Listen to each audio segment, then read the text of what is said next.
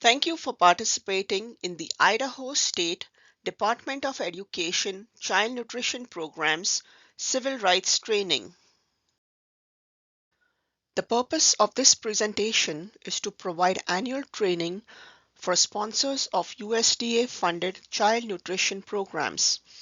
An additional purpose is to ensure compliance with and enforcement of the prohibition against discrimination in all food and nutrition service, nutrition programs and activities, whether federally funded or not.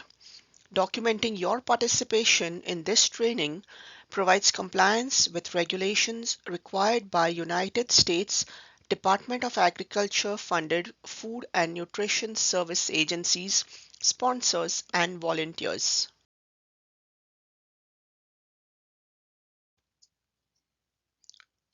This training fulfills Professional Standards Learning Code 3000 Administration and 4000 Communication and Marketing. Child and Adult Care Food Program CEU, Specialty 7, Civil Rights and Policy.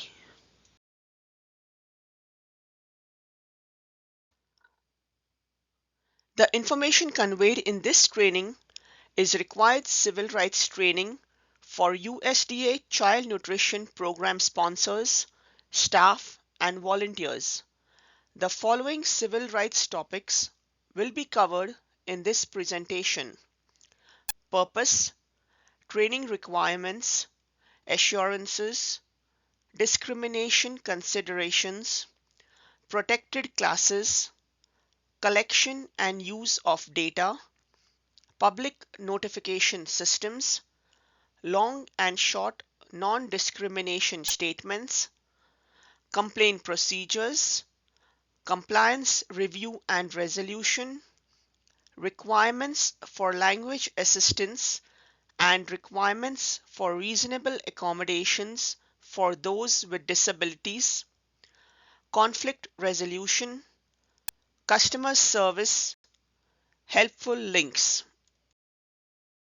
Civil rights requirements ensures that programs are providing equal access to participants and ensures that program recipients are being treated without discrimination while participating in child nutrition programs. Training is required so that all people involved in the administration of programs that receive federal financial assistance will understand civil rights related laws, regulations, procedures, and directives. Persons responsible for reviewing civil rights compliance must receive training to assist them in performing their review responsibilities. This training may be carried out as part of ongoing technical assistance. State agencies are responsible for training child nutrition program sponsors. Sponsors are responsible for training their staff, which include food service employees, hearing, confirming, and determining officials, frontline staff, and those who supervise frontline staff and volunteers. Frontline staff and those who supervise frontline staff must be trained on civil rights. Frontline staff are those who interact with program applicants and/or participants. Sponsors are also required to train volunteers who interact with program applicants and/or participants. Civil rights training must occur before the staff or volunteer assumes their duties in child nutrition programs and then annually thereafter. Civil rights documentation must be kept for 3 years plus the current year. Sponsors must document the training with an agenda containing the dates trainings occurred, the topics of the training, and a sign-in sheet for all participants.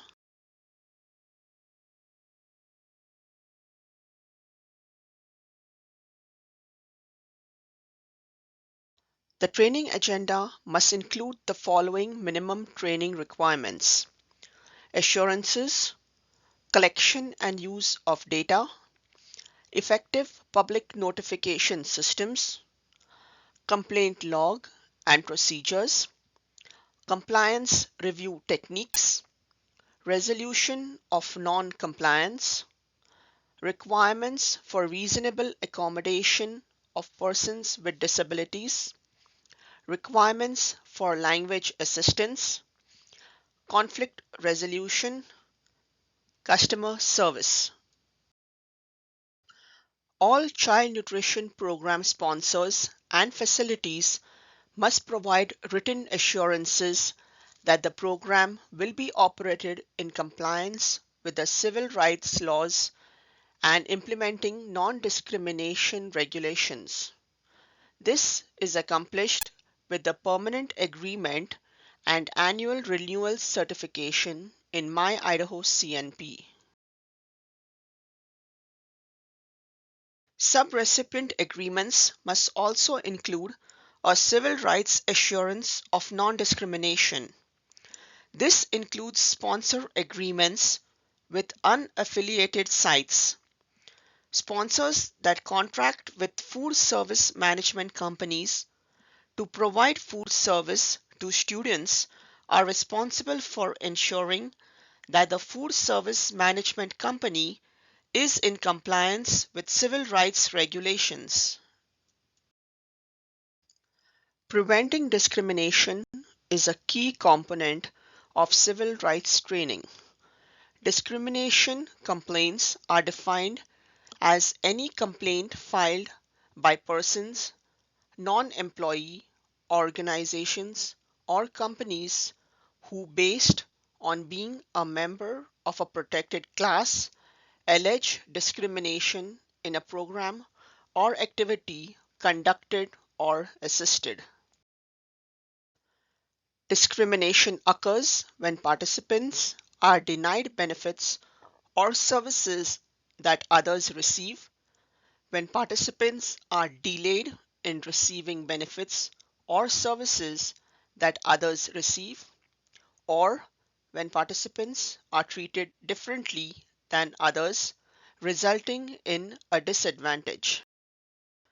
A few examples of potential discrimination may be refusing a person's enrollment in a program based on disability, failure to provide reasonable accommodation to disabled individuals, serving meals at a time, place, or in a manner that is discriminatory, or failing to provide materials that give non-English speaking persons full and equal opportunity to receive benefits.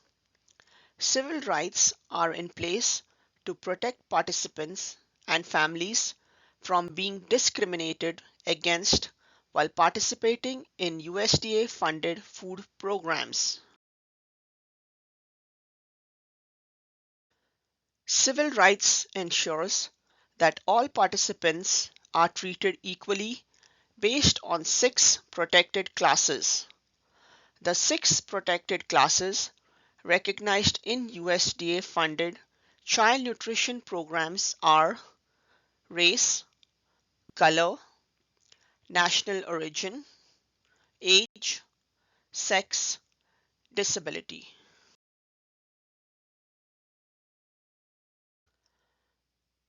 Sponsors are required to report ethnicity and race of all program participants annually. The preferred method of data collection, according to Food and Nutrition Service, is self-identity. For example, a parent checks an ethnicity or race box on their enrollment form. Please remember, you cannot ask a participant his or her race or ethnicity.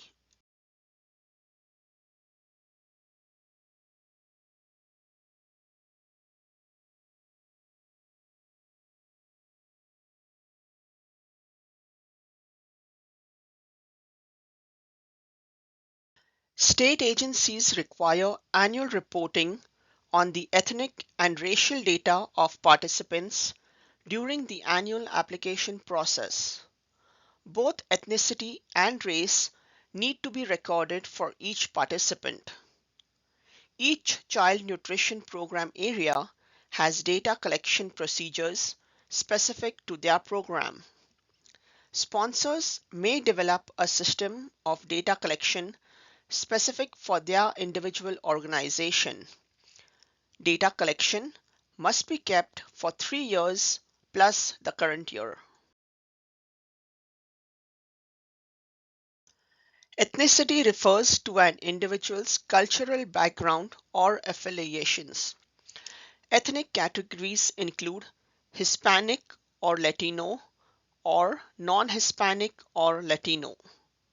A Hispanic or Latino is defined as a person of Cuban, Mexican, Puerto Rican, South or Central American, or other Spanish culture or origin, regardless of race. Participants can choose from either category. The total enrollment should equal these two ethnic categories. Race refers to specific country of origin of the program participant.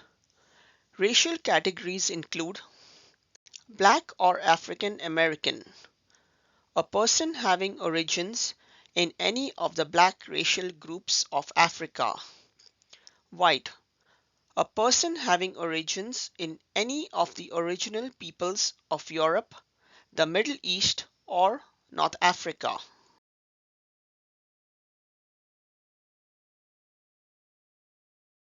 Asian, a person having origins in any of the peoples of the Far East, Southeast Asia, or the Indian subcontinent, including Cambodia, China, India, Japan, Korea, Malaysia, Pakistan, the Philippine Islands, Thailand, and Vietnam. Native Hawaiian or other Pacific Islander, a person having origins in any of the original peoples of Hawaii, Guam, Samoa, or other Pacific Islands. American Indian or Alaskan Native, a person having origins in any of the original peoples of North and South America, including Central America, who maintains tribal affiliation or community attachment. Sponsors are required to make public their program availability to ensure that qualified participants are aware of the program.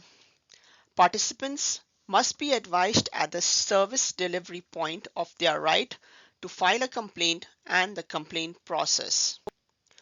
The "And Justice for All" poster must be prominently displayed where there is a USDA presence and where it may be read by the public.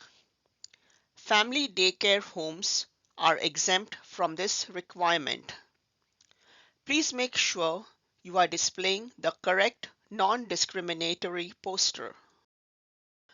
Methods of public notification include informing potentially eligible applicants about the program outreach, providing information in other formats for those with disabilities.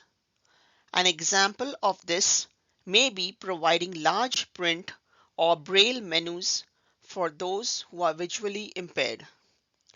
Conveying equal opportunity when using photographs. Include a good representation of various ages, races, genders, etc. Prominently displaying the current and Justice for All poster.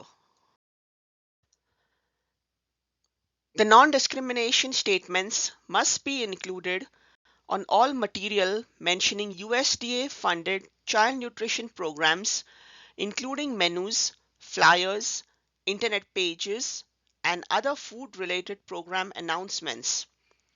All information materials and sources, including websites, must contain a non-discrimination statement.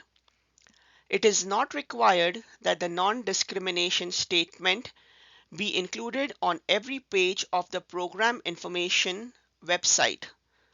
At the minimum, the non-discrimination statement or a link to it must be included on the home page of the program information. If the material is too small to permit the full statement to be included, such as marketing material, flyers, menus, and brochures, the material will, at a minimum, need to include the short non-discrimination statement in print size no smaller than the text. Below is both the English and Spanish short non-discrimination statement.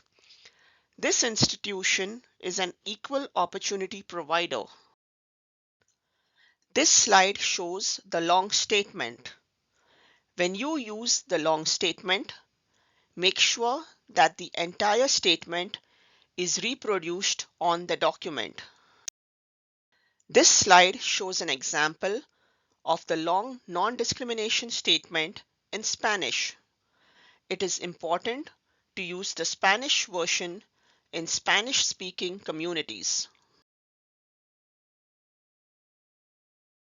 Any person alleging discrimination based on a protected class has the right to file a complaint within 180 days of the discriminatory action. All complaints, written or verbal, must be forwarded to the state agency within 3 days. Anonymous complaints will be handled as any other complaint. The USDA has set a procedure for discrimination complaints based on instructions in FNS Instructions 113. Sponsors are also required to make civil rights complaint information available upon request. When documenting a civil rights complaint, the following information should be included: name, address and telephone number of the complainant, specific location delivering the service, nature of the incident that led to the complainant to feel discrimination was a factor, the basis on which the complainant believes that discrimination exists, names and titles, phone numbers, and business or personal addresses of persons who may have knowledge of the discriminatory action, dates the action occurred. If a person makes a verbal complaint via phone or in person and refuses or is not inclined to place allegations in writing, the person to whom the allegations are made must write up the complaint, making an attempt to collect specific information. Sponsors must keep a civil rights binder or file with the required civil rights complaint documents, including the following: a written civil rights complaint procedure. The procedure should state the organization's policy on how to proceed when obtaining a civil rights complaint. An annually dated civil rights complaint log, even when no complaints are received or documented. Copies of the civil rights complaint form. Complaint forms must be available at all child nutrition program sites. Information in the civil rights binder or file must be annually updated and maintained for 3 years plus the current year for state agency review. A sample complaint form can be found on the Idaho State Department of Education website.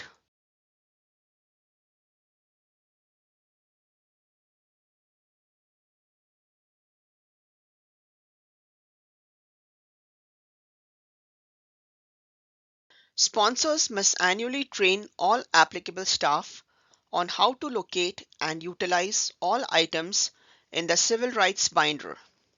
Follow the written civil rights complaint procedure. Be able to fill out an annually dated civil rights complaint log even when no complaints are received or documented. Provide copies of the civil rights complaint forms. Civil rights training in regard to site-specific binder file must be done annually and as needed for new staff members. Here are samples of civil rights complaint logs. You must have one report for each program year. At the end of the program year, if the site has had no complaints, best practice is to note "no complaints" on that log along with the date. Then begin a fresh log for new upcoming program year. This slide represents the flow of information when a complaint and/or procedure for civil rights is being followed up on for compliance. The USDA Regional Office is responsible for the review of state agencies. The state agency is responsible for review of local agencies. The state agency must report any significant findings to the regional USDA office. Initially, local agencies must receive a pre-approval compliance review from the state agency to determine civil rights compliance before receiving funds. If the state agency reports a finding, corrective action will be put in place until non-compliance is resolved. All reports must be maintained as part of records for future review. Civil rights requirements state that provisions must be made for non-English speaking program participants. For example, enrollment forms or menus may need to be translated into Spanish in areas where Spanish is necessary in order for families to comprehend the information. Another example of language assistance would be providing Braille or large print for visually impaired program participants. Civil rights requirements state that reasonable accommodation must be made for persons with disabilities. For example, to allow food program access, ramps could be available to accommodate those in wheelchairs.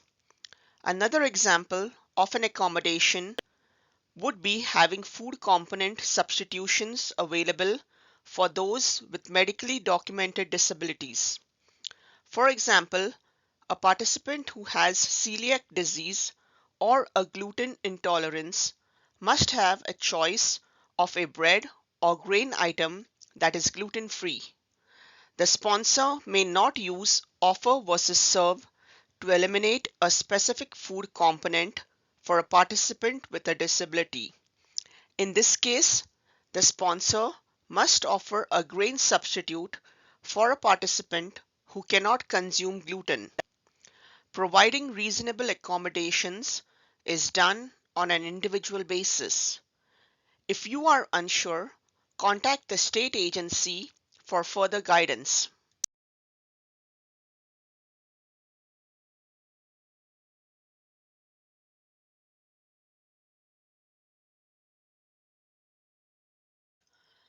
Let's take a closer look at the term disability as it relates to civil rights in child nutrition programs.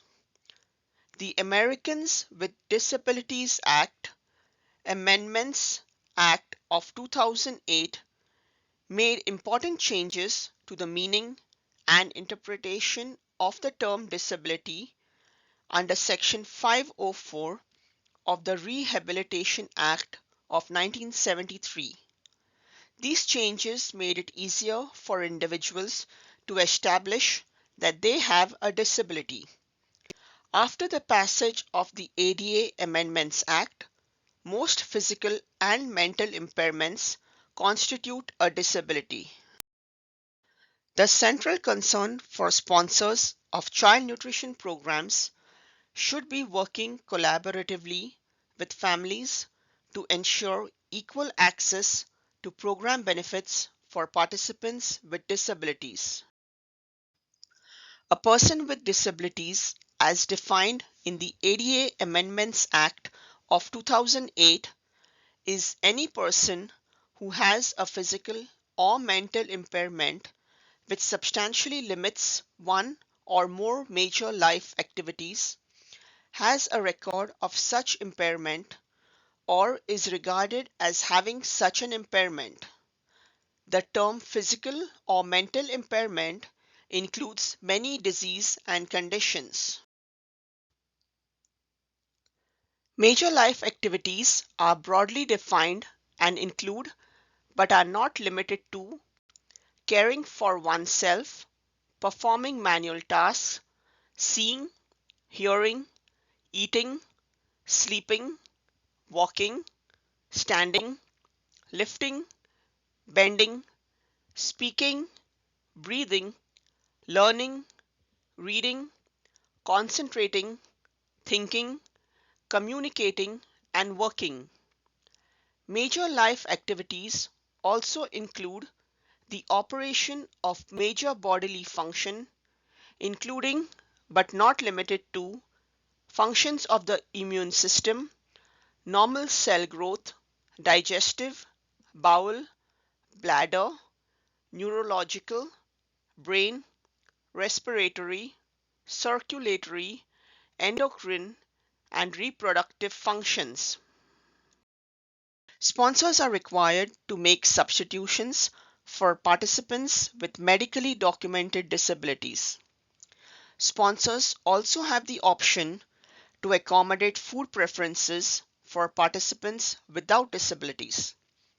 They are encouraged to consider participants' cultural, religious, and ethical preferences when planning and preparing meals, but unlike accommodation for disabilities, they are not required to do so. A vegetarian diet is an example of a meal preference. Disabilities must be determined and documented with a medical statement form signed by a recognized or licensed medical authority within the state. In the state of Idaho, a disability may only be determined and signed by the following recognized medical authorities: licensed physician, medical doctor, or doctor of osteopathy, physician assistant, nurse practitioner, naturopathic medical doctor, and dentist. The signed form must also indicate appropriate substitutions. Sponsors are required to make substitutions for appropriately documented medical disabilities and must keep all documentation in regards to disabilities, foods to be substituted, and foods to be omitted. This slide provides an example of a medical statement form for child nutrition programs. Sponsors should visit the Idaho Child Nutrition Program's website for access to the medical statement form. Food service staff must never revise or change a written prescription or diet order. Diet orders do not need to be renewed on a yearly basis. However, they should be up to date to reflect the current medical and/or nutritional needs of the participant. Medical information must be kept confidential. Information should only be shared with the staff that needs to know in order to provide for a health, safety, and well-being of the participant. Keep all documentation in regards to disabilities, foods to be omitted, and menu substitutions. Persons with limited English proficiency are defined as individuals who do not speak English as their primary language and who have limited ability to read, speak, write, or understand English. Sponsors are required to take reasonable steps to ensure that limited English proficient persons have meaningful access to their programs and activities. There are several factors to consider in providing meaningful access to information and services for persons of limited English proficiency. The number or proportion of limited English proficiency persons served or encountered in the eligible population. The frequency with which limited English proficient individuals come in contact with the program. The nature and importance of the program, activity, or service provided by the program, and the resources available to the program and cost. Sponsors are required to provide translation of vital documents and provide notification of free interpretation services to persons with limited English proficiency.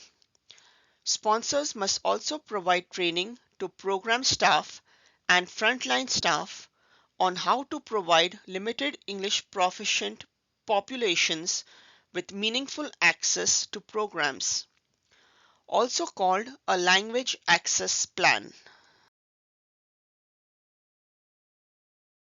The process for conflict resolution includes making sure all complaints alleging discrimination on the basis of race, age, color, national origin, sex, including gender identity and sexual orientation, or disability, must be forwarded to the state agency within 3 business days and must be processed by USDA within 90 days. Customer service involves treating all program participants and their families fairly and equally. Frontline servers should be enabled to provide the best customer service possible to families and recipients of child nutrition programs. Awareness of discrimination and accountability is a key component to good customer service. Let's summarize the important civil rights sponsor requirements for participation in child nutrition programs. Requirements include train all staff and volunteers annually on civil rights topics covered today. Document training with an agenda, dates, and signatures, and have documentation available for the state agency to review. Prominently display the current and Justice for All poster where there is a USDA presence and where it may be read by the public. Best practice is to place the poster both in a public entry as well as in the food service area. Posters must be displayed where free and reduced applications are determined and where money is collected. Collect and record race and ethnic data for all participants annually. Remember, data collection must be specific to your program. Offer meals to all participants in care, including infants, without discrimination. Place the non-discrimination statement on all printed and web materials mentioning child nutrition programs, including menus, enrollment forms, and electronic announcements mentioning the USDA-funded food programs. Keep all civil rights records for 3 years plus the current year. This includes maintaining an annually updated civil rights complaint binder containing a complaint procedure, an annually updated complaint log, and complaint forms. This slide contains helpful civil rights links to the United States Department of Agriculture Civil Rights website and the Idaho State Department of Education Child Nutrition Programs website. The links direct you to civil rights web pages where you can access civil rights laws, regulations, executive orders, and related other guidance, including FNS Instruction 113. This slide contains the required USDA Child Nutrition Program's non-discrimination statement for this presentation. On behalf of Idaho Child Nutrition Program's participants and our staff here at the Idaho State Department of Education Child Nutrition Programs, thank you for viewing the annual Civil Rights Training presentation, and thank you for doing your part to provide healthy meals to Idaho's citizens. This concludes the training. Please contact Child Nutrition Programs at 208-332-6820 if you need further information.